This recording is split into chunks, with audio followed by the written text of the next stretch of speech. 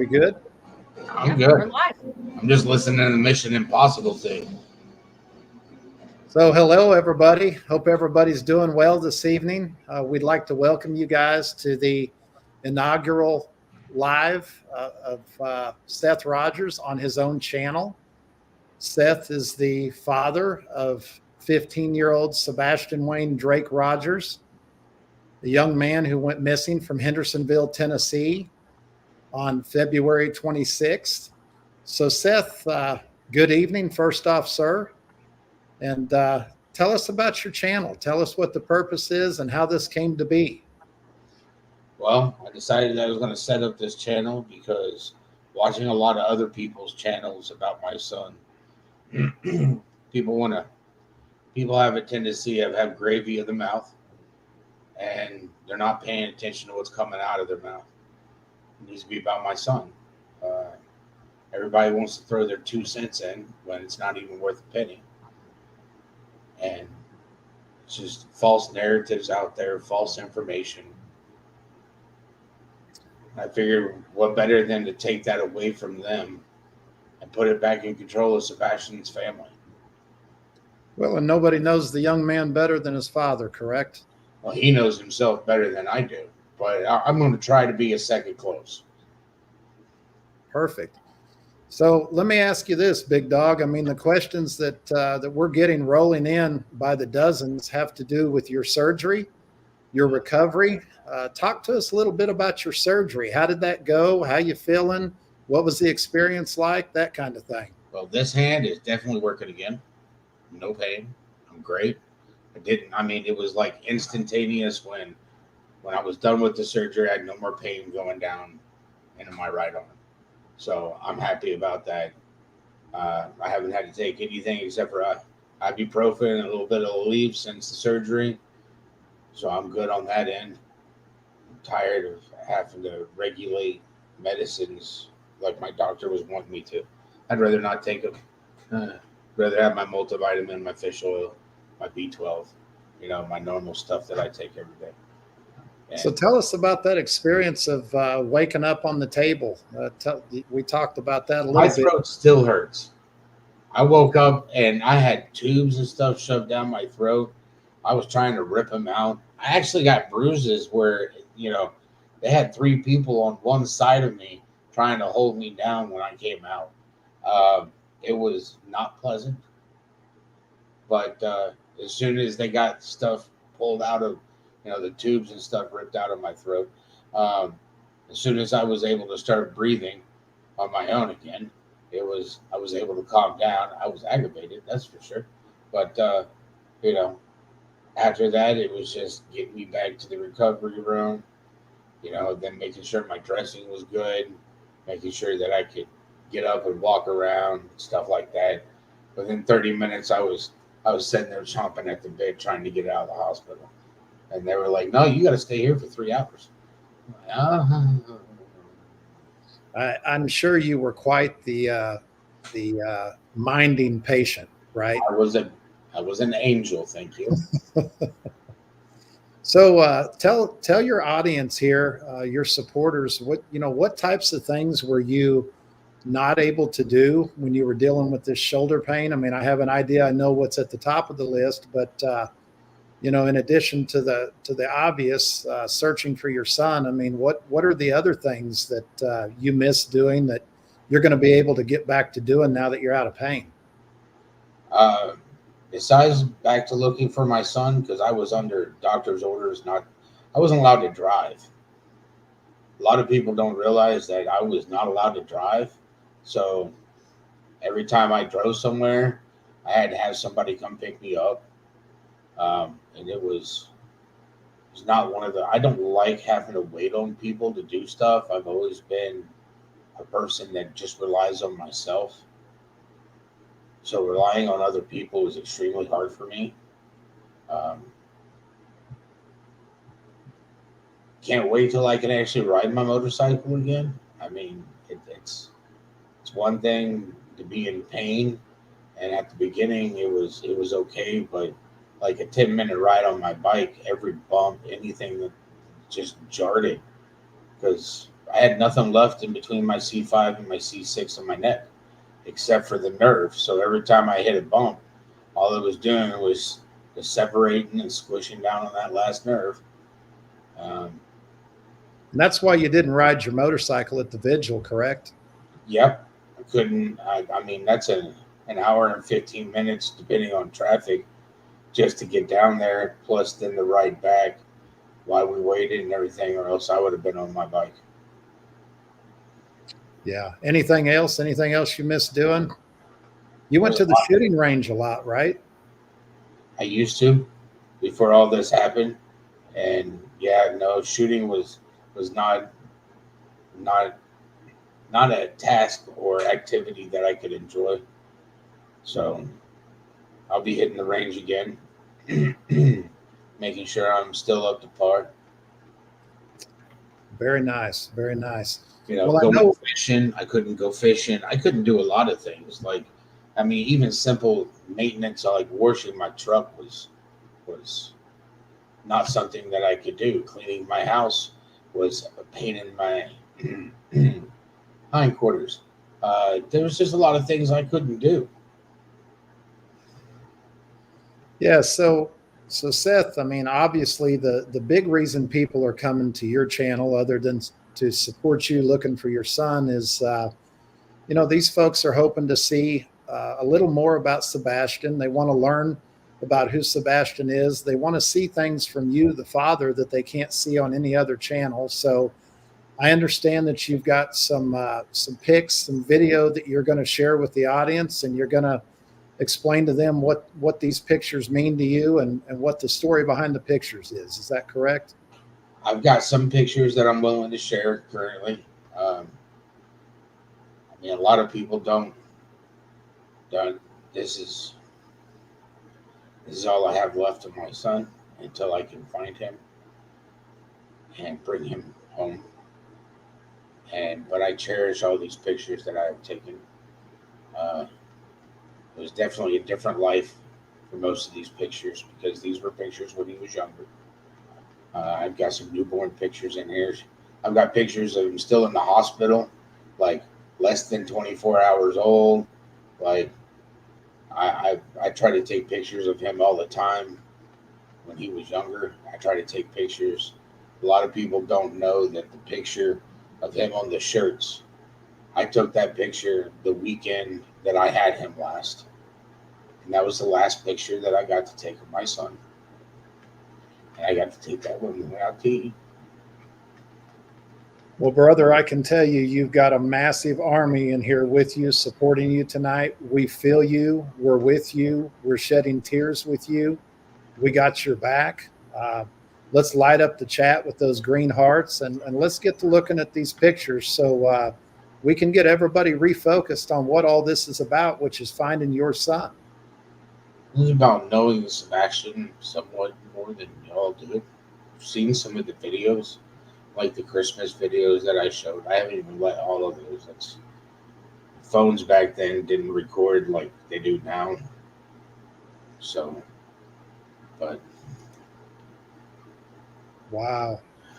these are some of the pictures I have of him. And him in his crib with a little baby.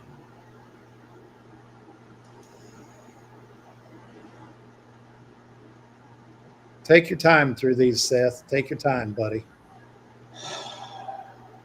Me and Katie picked out this whole bedroom set for him. It was great. I mean, he was a bundle of joy.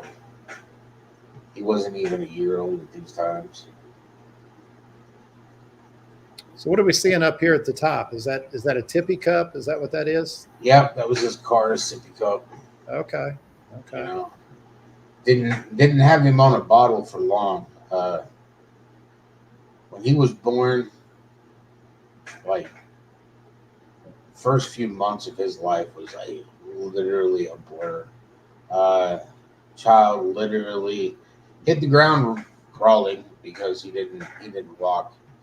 But I mean, he was awake on average for 18 hours a day. I mean, when he slept, it was amazing when he slept. You know, 4 hours every once in a while here and there. Child child just didn't stop when he did stop, it was because he was asleep.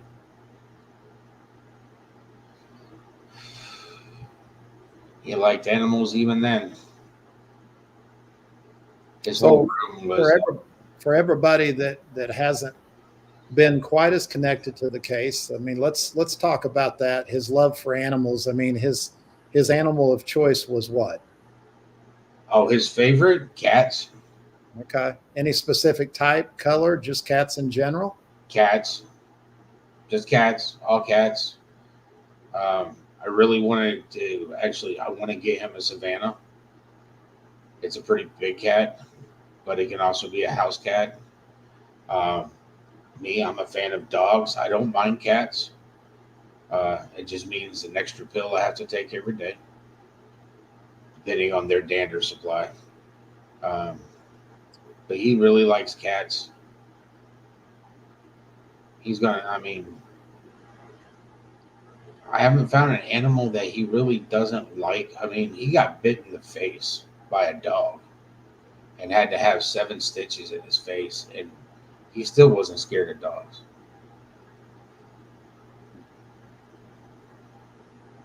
Wasn't scared of him at one bit. Wasn't even scared of the dog that bit him. He had no fear of animals.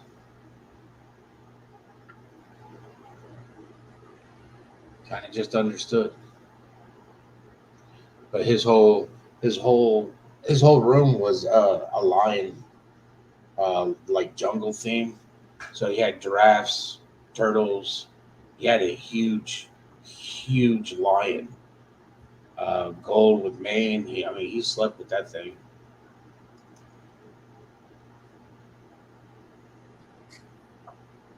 It's a little fuzzy, but he was always moving.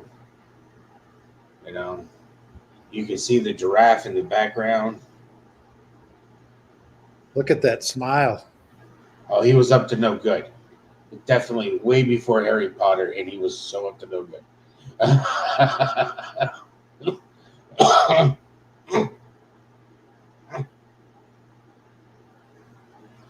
But long blonde hair, always. I mean,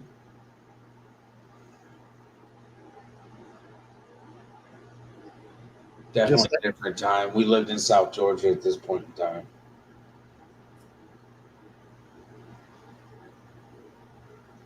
This is about the time that Uncle Taco's daughter would be watching Sebastian.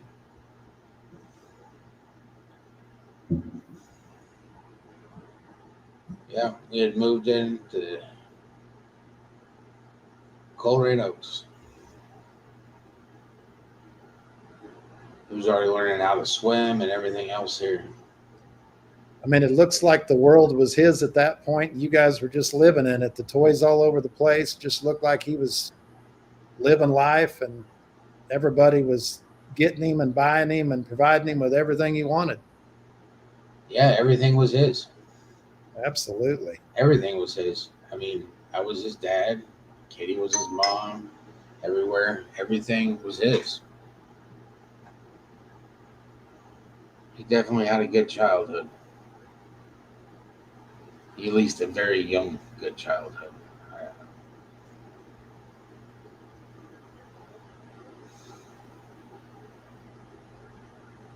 Me and him used to sit there and we would dance around this whole place because right back here,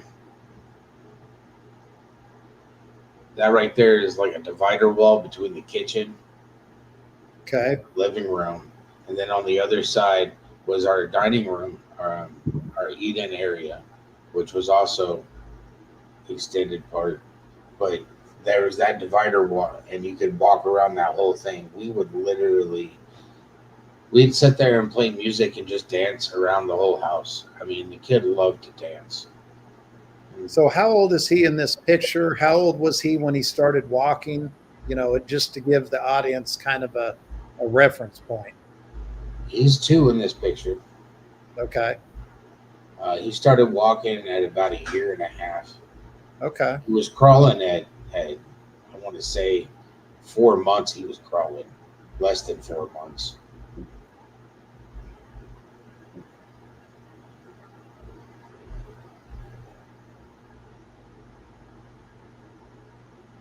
He knew he had done something. I can't remember what he had done, but he walked up and I just had to take a picture. Boy, he looks ornery in the picture. I'm not going to lie. He still is ornery, thank you. I mean, he gets that from me. I mean, what can I say?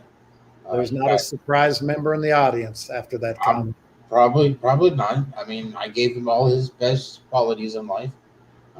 Being stubborn, pig-headed, ornery, focused. Not, I'd like to hope to think that his curiosity is something I've given him in life too. Because he definitely likes to learn.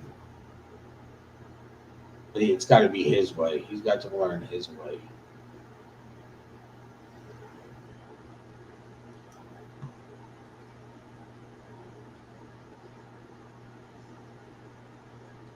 I was outside, still in Coleraine Oaks.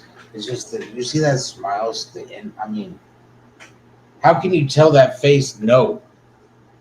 I mean, anything that he wanted, he got.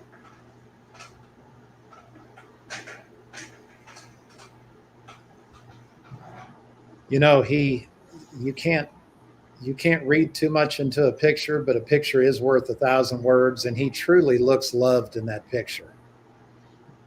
Here's something about that picture. If you look at his chin, you see the drool.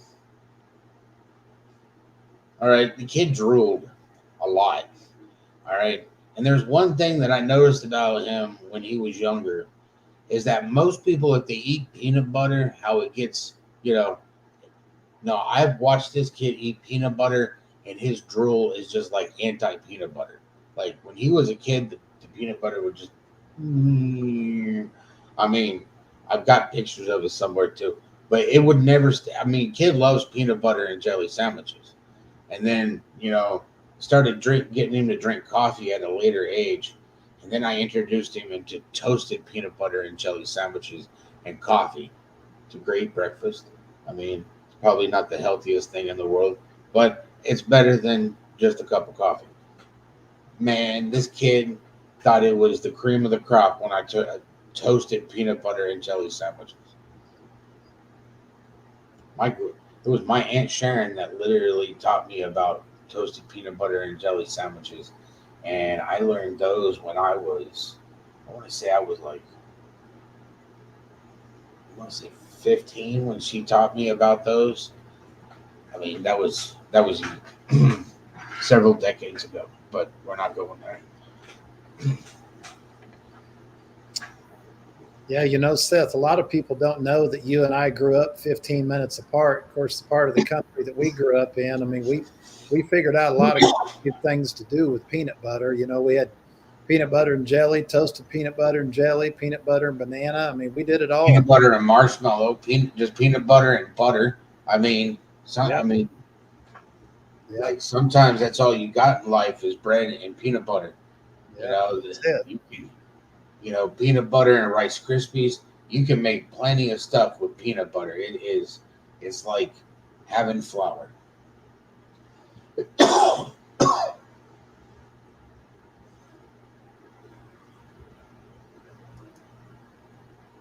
Oh, wow.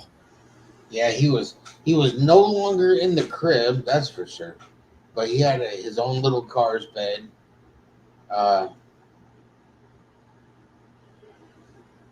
Again, if he wasn't sleeping, he was moving. Look at him, chunky little legs. Again, he kind of looks like the world was his. You guys were just living in it. The world is still his. We just got to find him.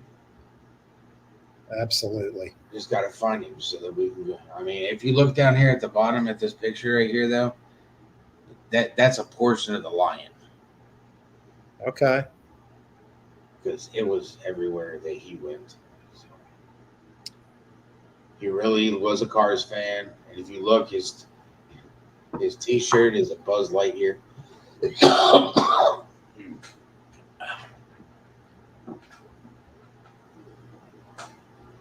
So when he was younger, he was a big Cars fan because he had the Cars tippy cup, the Cars bed. I mean, that was a big thing for him, correct?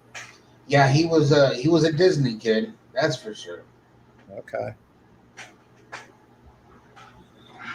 You know, Did he like any other Disney movies? when you said name one,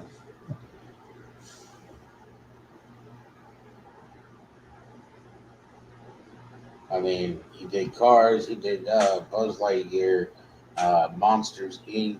Uh, So like a lot of the more animated Disney movies, correct? yeah. As he got older, I'm a Star Wars fan, and he he of course became a Star Wars fan as well. Um, his mama, she's a Harry Potter fan, and you know, I'm a Space Wizard fan. And then at one point in time, she decided to ask him, you know, which is better, Harry Potter or Star Wars? And he had a hard time making a decision. So I told him, do you want a magical wand or do you want a lightsaber? And being the typical boy that he is, he was like, I will take the lightsaber. Move on. So, you know.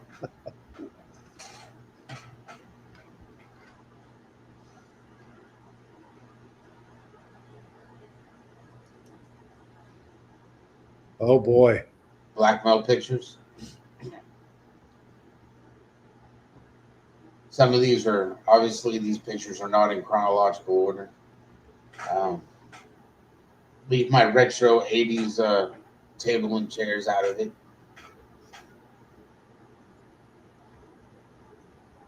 Boy, did like this stuff. If I remember correctly, I believe that was, I want to say that was oatmeal.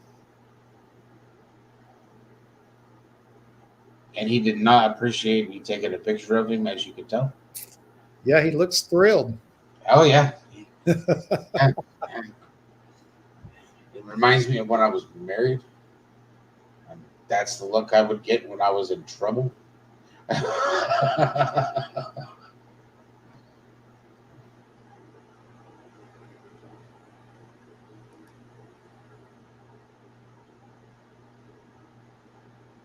He had a thing about Daddy's watch. So I gave it to him once, and needless to say, that was him showing me the last time I ever found my watch. Because after this, I never found it again. That old dad wrapped around his finger, didn't he? Yes, he does. He still does. I mean, yes, he did then. He does now. I mean, it's my mini me. He's everything that makes me who I am.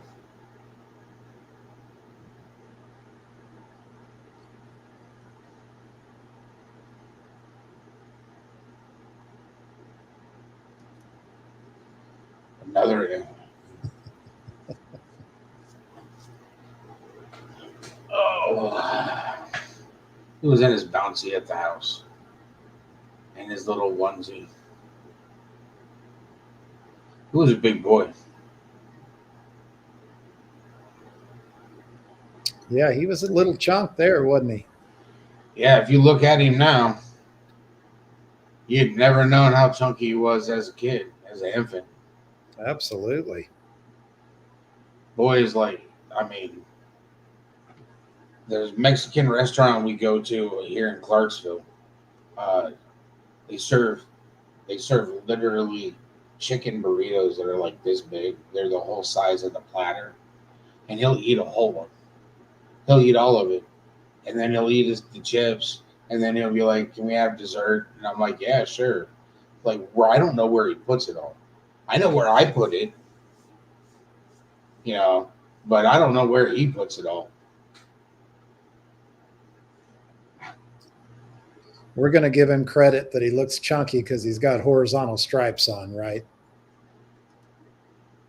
No. This was his first birthday.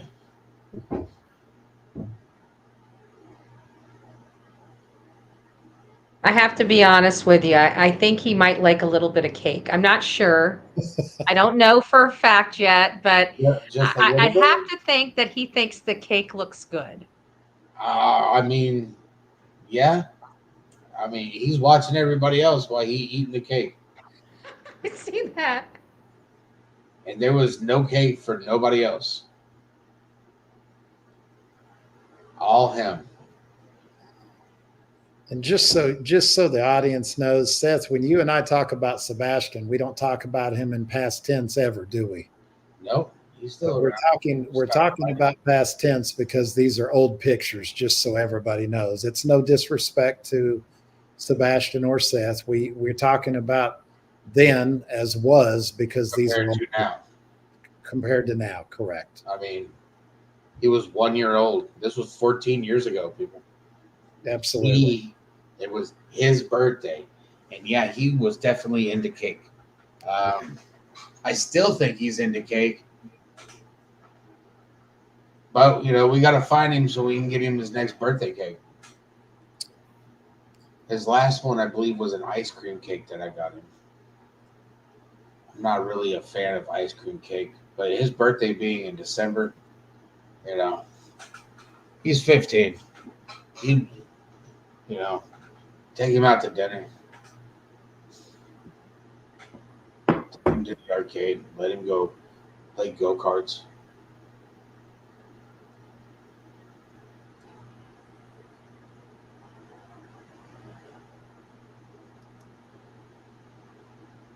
One day old.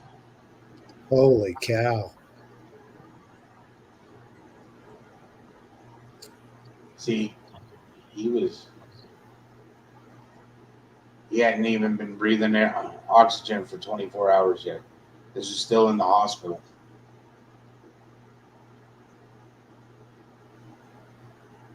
Yes, I was there when he came out, and I took him home.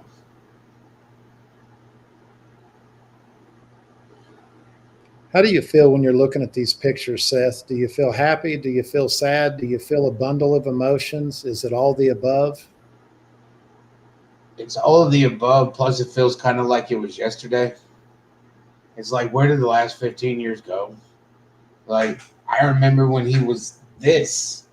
He was so small and itty bitty, and he just fit, in my arm.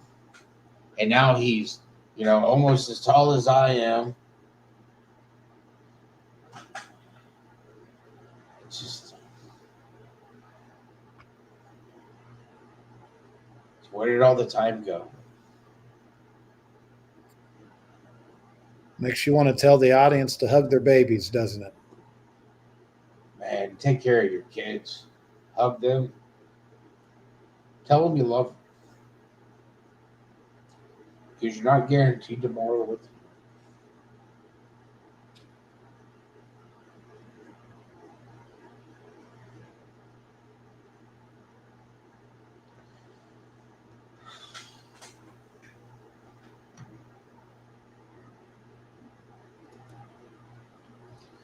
Back to his favorite thing, cake. I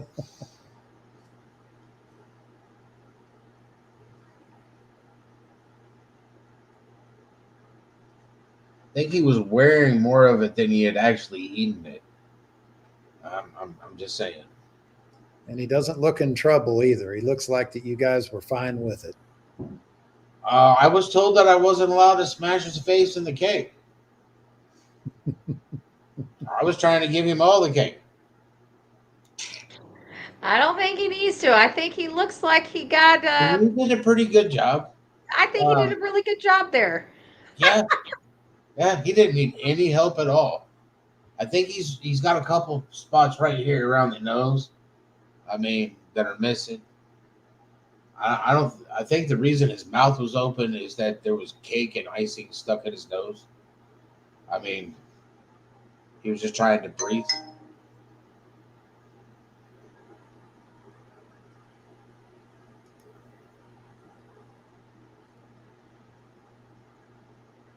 We're bringing him home. So this was on the way home from the hospital. Yep.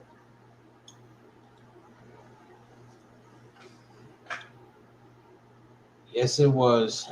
Nothing fit him because he was actually really small. He didn't get, feeding him the formula got him chunky. But he had to fill out.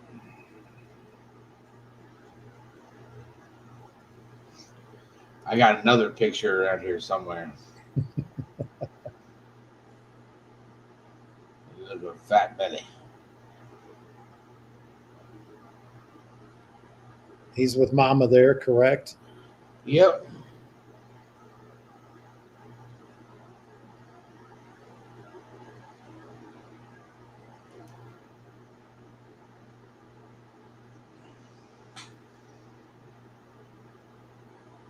He's got piercing eyes.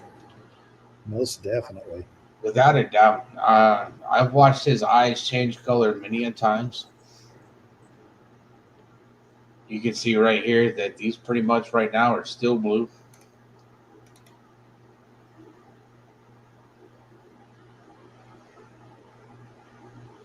When he looks at you, he looks through you, deep into your soul. Like, really? Is that how we're going to play this game? That's how he gets what he wants. Yeah, pretty much. He's like, see this pinky? You know you're supposed to be wrapped around it, right?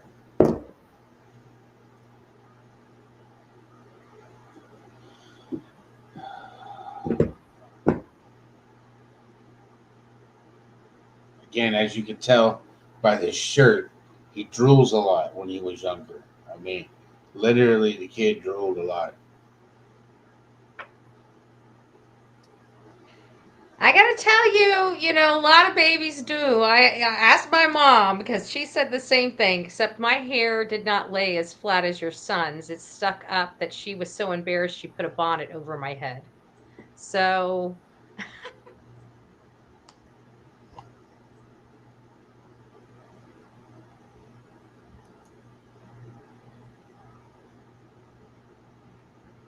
He decided to get in the diapers. You see Wow, is that what that is? all of this up here? Yeah, he got into the stack of diapers. And that's his lion over to the side, correct? Yep, that's his lion. Then he had his little monkey rug.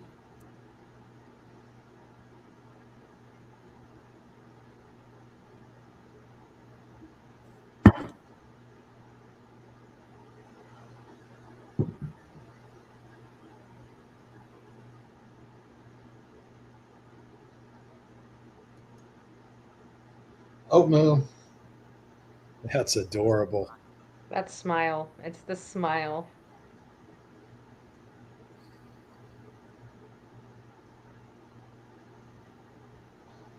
Spoon didn't help, obviously.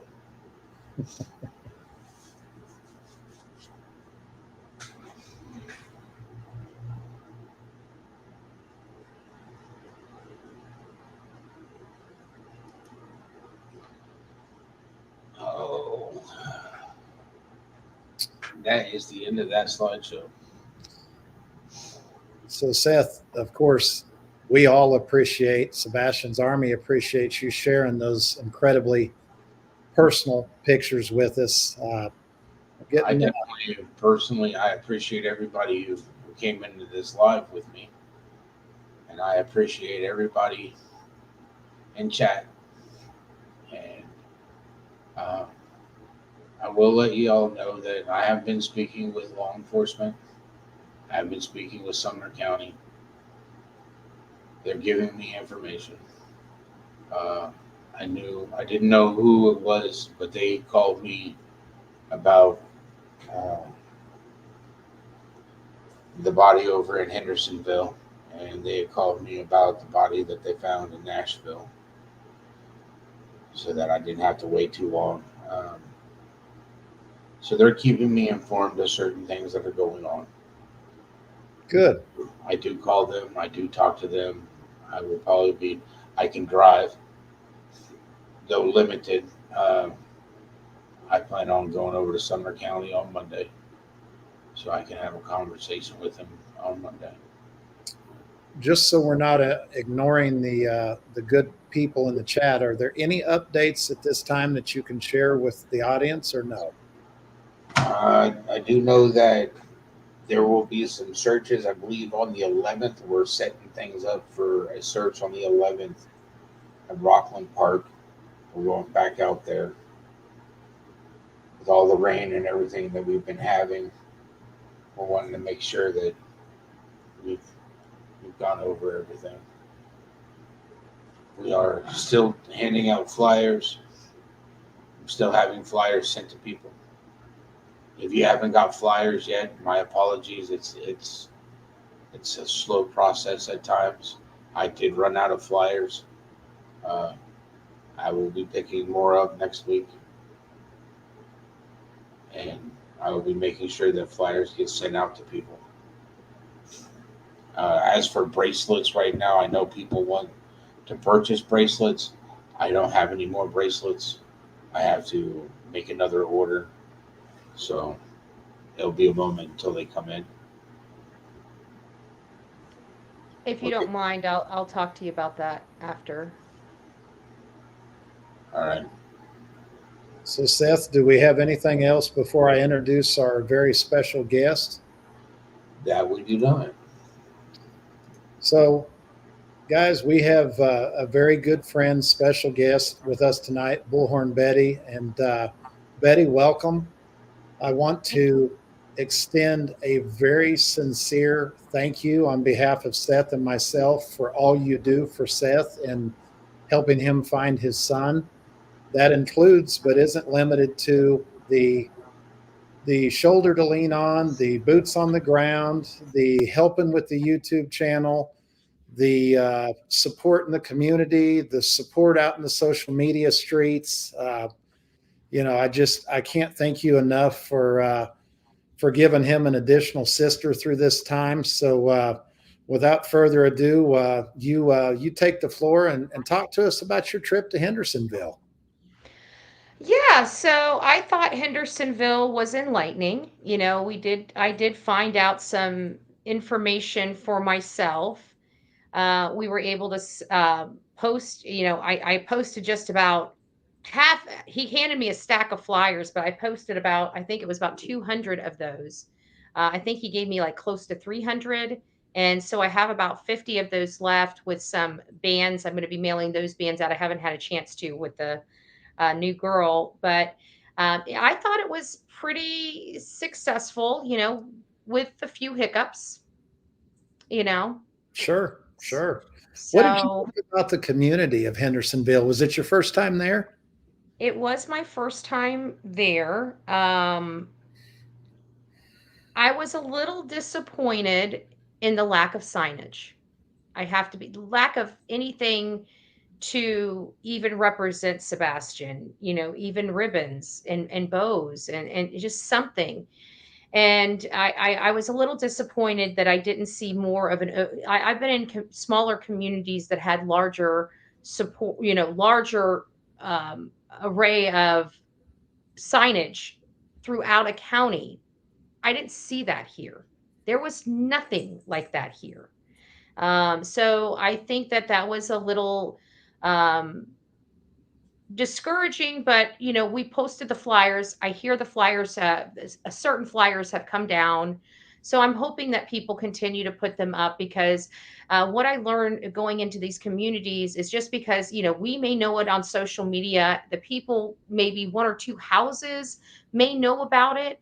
But what you find out is people down the road, people that don't watch the news or are really busy. They don't know about this. You have people literally living in a community right next to you that has never heard Sebastian Rogers' name. I guarantee it because this is something I see in every single community. That's why it's so important to have the signage, to have things out there so people can see it and pay attention to it. And I feel like that was what was missing. So we did what we could do to correct the issue. Right, right. And so after you did a little digging when you and I spoke, you kind of acknowledged that you knew that there was signage there at one time. You knew there was, yard signs, there was telephone pole signs, there was all these things, and then they weren't there, and then you go flood the community with more signage, and then you're hearing now that here we go again. It's been taken down. I mean, just just your thoughts. I mean, why is that?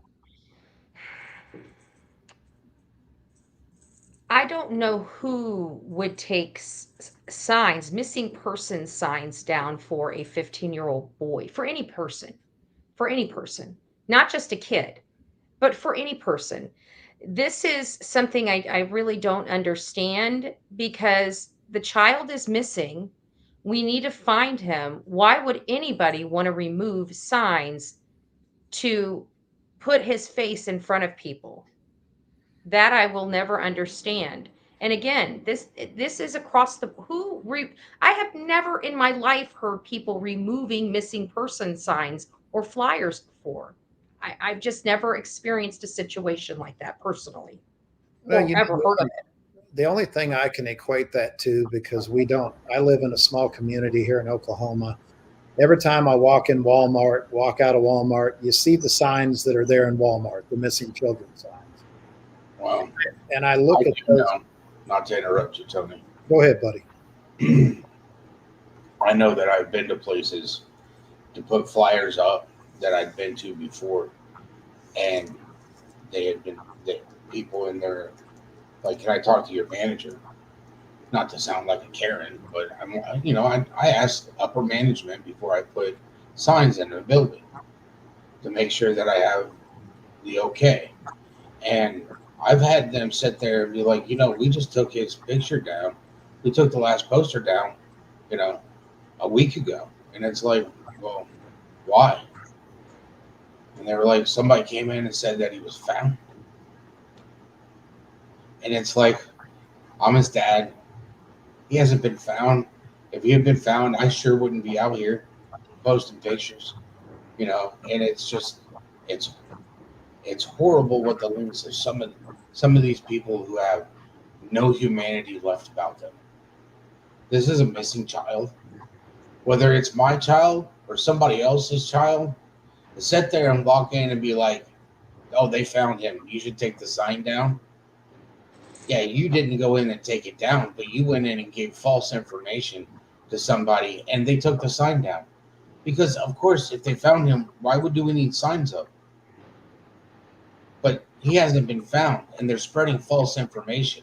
And the fact is that it goes on in the real world as just like it does in social media. And it's really a lack of human faith. Seth, I could tell when I saw Betty's face that that's the first time she had heard that too. When you get to thinking about why a good person would take down a sign, that's really the only explanation, is that they're being told that the child is found. And I got to tell you, that's a new one to me, and that's really odd. Thoughts on that, Betty? Well, I'd like to know who would do that. It seems like somebody that has a dog in the fight. I mean, why would anybody do that? Just preemptively go up to see a sign and say, hey, he's been found and we're going to take it down. I mean, it just, who would do that? Like, I don't understand why anybody would not want a missing person flyer up for somebody that's missing. Well, and I know on your show you talked a little bit, just to shift gears a little bit, you talked about some of the areas of interest. Don't want you to share anything you haven't already shared, but I know after kind of wrapping your brain around the area, making a few drives here and there, that you've got some areas that you really think are kind of hot spots. Can you discuss that? I'll discuss them vaguely, but obviously the three communities are Hendersonville, Gallatin, which is basically Sumner County, but there's very specific areas there. There are a couple things over in White House that I'd like to look at, but I think we have some gaps that we just need to resolve. And I think that looking at this with a different approach might may come up with something. Right. Right now we know that the area around Ground Zero, which is Sebastian's home, his primary home with Katie and Chris, has been thoroughly searched. At least the 5 mile radius has been searched, researched, over searched. So that's not the place that I think we would be looking at. We're also having people, reaching out to autistic centers. We're getting flyers into Alaska because people were concerned about Alaska. Although that's not going to be an area that I can search, it's still something that we can infuse with some information to see if there's any type of leads out of that area. Um, so as far as search areas, I really think it needs to be the 3 places. I mean, he was in Hendersonville, so that should be a given. There's family in Gallatin, that should be a given, and of course, there is a route, so that has to be looked at. Right. Right. Well, you made an interesting comment the other day to me when we were talking about this protocol for missing. Is it missing persons, missing children? Can you explain that? Yes, so it's the National Center of Missing and Exploited Children. They are basically the house that they have built into most of the statutes around the country, them being the clearinghouse for missing persons. So how it works is law enforcement has to meet the Amber Alert. So law enforcement has to meet some certain criteria, but the nonprofit that deals with it is the National Center of Missing and Exploited Children. And so they put all your Amber Alerts up there and they monitor those. Well, they also do a lot more than just that. They train law enforcement, they give clear directives on how, what the proper protocol should be. It's obviously not something that is written in stone or something that is, they have to do by statute. Some people have adopted it by statute, some states have not. And so they basically state, because you don't know the situation that's going on when there's an initial missing person, you should always, even if you feel like it's a runaway, you should always, always, always treat the area as a crime scene. We heard that there was people in the house. We've heard that there's not forensic testing. One of the protocols is you go into the house, you secure the bedroom, um, and you get the necessary paperwork signed up front by the owners, which at this point would be Katie. She was the one that was there when law enforcement got there, and that gives them the right to search that property and search that bedroom. And at that point, when they secure that paperwork, they should be immediately doing forensic testing. Not necessarily immediately, if it doesn't warrant it, but we know that the DA was out there within 72 hours. We know that there was a major change in this case that took this case 180 degrees within the first 3 days. We know that law enforcement scaled back the searches and started looking at this as an investigation by day 8. So even if it wasn't done initially, at those points, that's when that should have been done. But within 3 months, is everything I'm reading, is when you should have your forensics collected. You're not getting that here. So we're learning that there may not be any forensics at all of that house yet. And I just can't imagine 5 months later, when this child put his head in a bed inside that home, and and he's not there, how we don't have at least forensics for that room. There's probable cause to get forensics for that room at minimum, maybe not the whole house, but definitely that bedroom. Seth, can you confirm or deny that's been done? Do you know? I do know that I was there at that house every day for the first 3 days. I did not stay the night there. I drove all the way back to Clarksville and would take a different route. Every time that I left here and went there, I would take a different route because I'm looking for my son. But they had dogs in there, but I never once saw them come in with any type of forensic people. And Yeah. Betty, When I that, got there the initial day, uh, there was a bunch of people in the house, detectives, law enforcement, but I didn't see anybody, cordon offing anything to make sure nobody could go in there, dusting for fingerprints to see if there was other fingerprints on That the is another inside. that's another thing that's in that National Center for Missing and Exploited directive is the fingerprinting of the room. I found at the front door where they think Sebastian went out of, they didn't even fingerprint. There's just things here that I feel like, you know, it I don't want to say that the stuff is lost. I don't think it is, but you know, they've got to get in there and get some of this stuff done. And I don't understand what is taking them so long. I can't for the life of me figure this out. now would Betty, would this be, for the audience, is this where the luminol comes into play and things of that nature? Yeah, they've been using a new product called Blue Star Mhm. as opposed to luminol. But either way, it's basically the same thing. They've got to spray. You've got to black out the windows. It's a noticeable process. Like they put almost like these black trash bags over the windows. They have to have it pitch black dark inside for some of this stuff to fluoresce. Some of it's faint, so the darker it is, the better they can see, and that's why they do what they do. It also helps identify, like amino black helps identify any type of latent stuff that you can't really see, footprints and other types of stuff that kind of, none of that has been done. And then we hear that Katie has cleaned the house. Some of that forensic stuff could have been removed from that cleaning.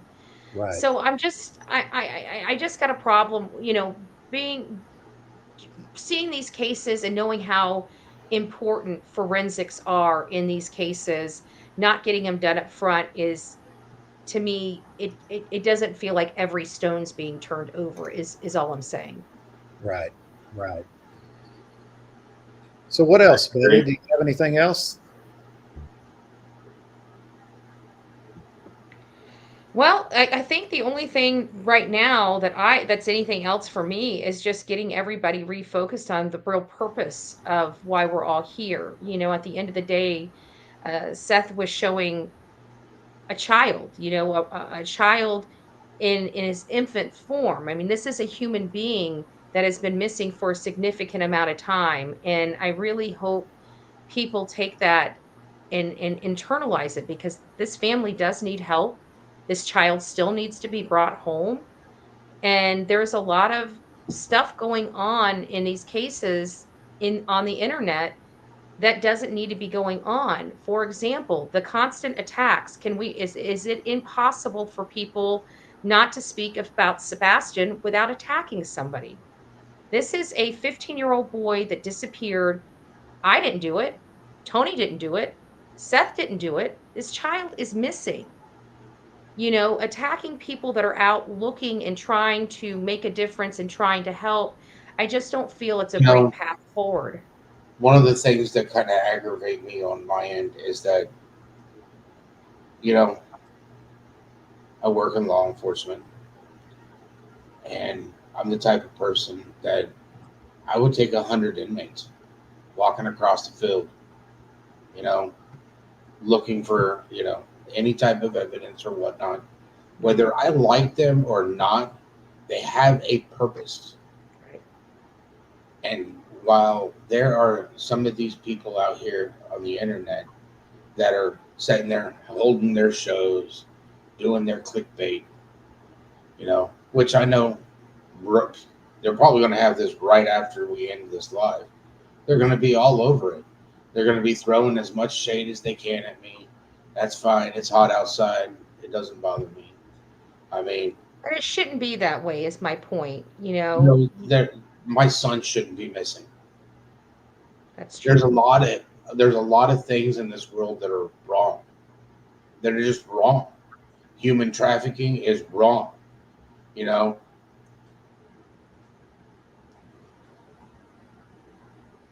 doing things to children are wrong. People being just mean and hateful is wrong. Nobody will understand where I'm coming from when I sit there and I am upset with his mother and that whole family. It's because I don't see them doing anything. When I sit there and I told people to kick rocks, only I used a particular other phrase that there were memes about. I told people to F off Mm-hmm. because I will work with whoever I can to try to bring and find my son and bring him home because he's all that matters to me. And we're going to have people out here throwing shade at me, you know. Well, I don't like the way he sounds now. I don't like this. I don't like that. Well, I don't like you. But if you get your ass up from behind the fucking computer, it's put out some flyers, man. That's the bare minimum. While Well, you sitting there Well, throwing maybe what we rocks could at a do. guy's house, understand that I'm not throwing rocks because I'm out there. I put out flyers. I'm literally going to go pick up more and hand out more flyers. I'm running out of supplies, not because I don't have it. It's because I have to reorder it. Means I'm going through my supplies. Right. All right. And you handed me flyers and other stuff. I still have the bands. I'm going to be sending out with the flyers. I haven't had a chance to do it since I've been back, which kind of sucks. But I will be getting it out when I return here in 2 days. I'll be leaving tomorrow, and then I'll be returning here by Wednesday. I mean, my sister sent me pictures yesterday, and you know, and Friday. Well, that was yesterday, right? Yeah, Friday. She sent me pictures of and she had to make 2 trips to the post office because she had taken a whole bunch of envelopes with the bracelets, flyers, and everything. Because she came up here and I gave her some, and you know, and she's sending them out to people. And then she Right. turned around and she sent me another picture. She was like, I went to the post office, came back, and she had 15 more people that reached out to her for flyers. So she turned around, packed more flyers into envelopes along with bracelets, and sent them out. Mhm. People are doing what they can, but just sitting behind your computer, not doing anything. Come on, can't you be better than that? I mean, every day I wake up and I just want to be better for my son. well, Seth, and I think the context too, it really taken out of context. That aggressive statement you made was simply you in your way trying to say that you were willing to do anything it took to help find your son. And if people didn't understand that, they could take a hike. I mean, it was a bigger context than just the two words, correct? It was there. I mean, there was the person that shared that made it the first thing that they shared. Mhm. It was actually at the very end after dealing with everything that I had dealt with. The vigil, emotions were high. You know, Chris showing up twice in one day at the school, and it's like, dude, you couldn't even say this the first time you showed up. Why do you got to show up the second time and not actually stay for the vigil? That kind of hurt. Like, you want to talk about he's your stepson, but yet you don't want to show up for the vigil, and then you want to sit there and tell me vigils are for for remembering the dead. No, that's a memorial, dumbass. Yeah, and then not only that, but there's all types of vigils, and it was a prayer vigil. It's prayer Well, for we his were safe more return. together and asked for God to enlighten us and to bring what is done in the dark to the light. And we were all there in one purpose. We were all there to ask God to bring Sebastian home, to show Right. us where he is, to make sure that he's safe, to make sure that he's being protected by his angels. I am not there to protect him. I am asking God to protect him. And that's what we should do. And everybody that's in the chat, why don't we put some prayer hands, some green hearts up, and I thank everybody in chat. I thank you for coming in this live stream. My apologies that I don't have more information. And there will be a day that I start this, and I'm going to have my son standing right next to me and be like, "It's paid off because he's home." Yeah. And keep him And out. I Keep him think out of it's such a smart. horrible place. Yeah, and I think it's smart that you showing his baby photos, letting people know that, he is a child. He's a child that's loved, that, you want him to come home. People need to know that he's human. I feel like some people on social media sometimes feel, they don't, it's just something on TV or something on a screen, but this really is a human being that was loved. And it's a huge loss with him out of your life right now. You're grieving a lot. You want your son here. So we need to be working together to try to find and locate him. He's somewhere. Somewhere He's we gotta somewhere. find him. There is no, there is nothing but find Sebastian. Right. So what I think we want to do, just so the audience understands, we are going to be going through all of the questions as a team. We haven't settled on the time that the show will be each week. We will work on that. We will get that out. I think, Seth, correct me if I'm wrong. We're working on having the show probably not on a weekend, but the same day and time each week. Is that correct? It won't be the same time and day because once I go back to work, which I'm waiting, I've got doctor's appointments still.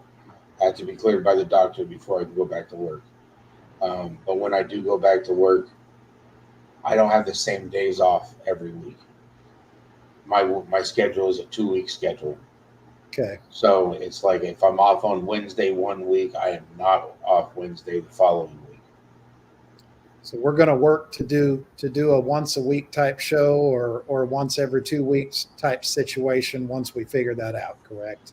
I want to keep everybody informed with any information that I'm allowed to share. I want people to get it from the horse's mouth.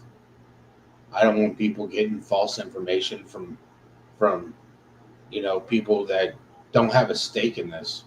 I have a stake in this. This is my son. You know,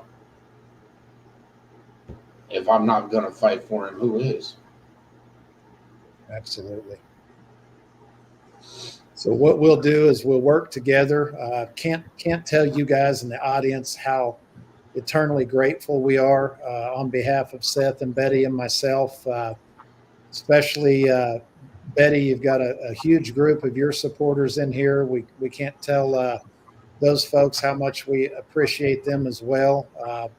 Appreciate everybody's kindness in the chat, everybody's support in the chat, and let's just remember that this is about Sebastian Wayne Drake Rogers, 15 years old.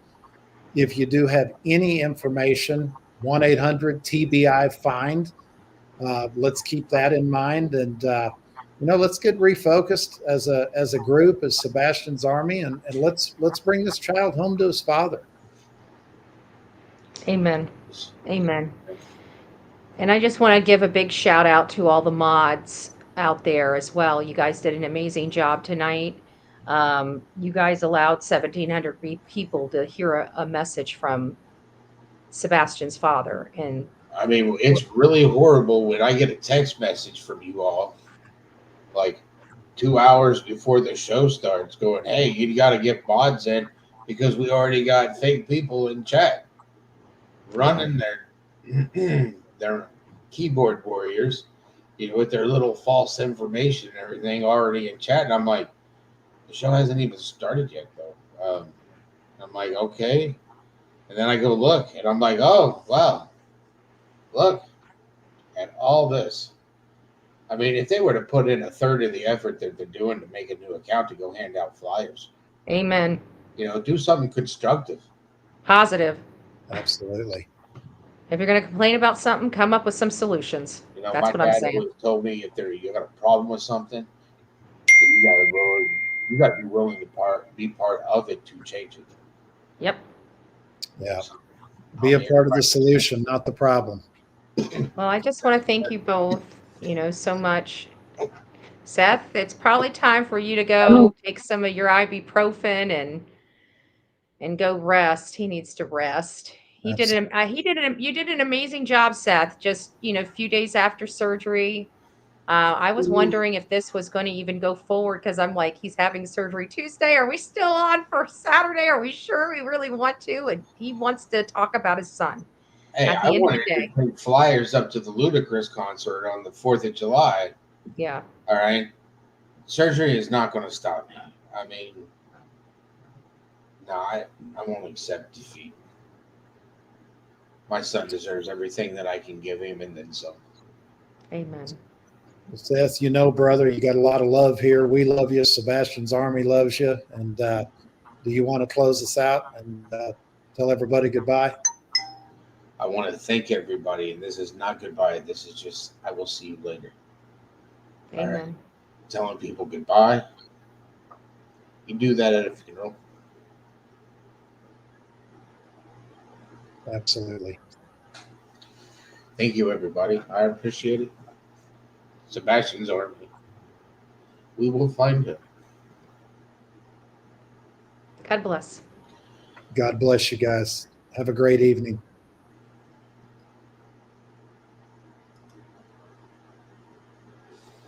Thank you.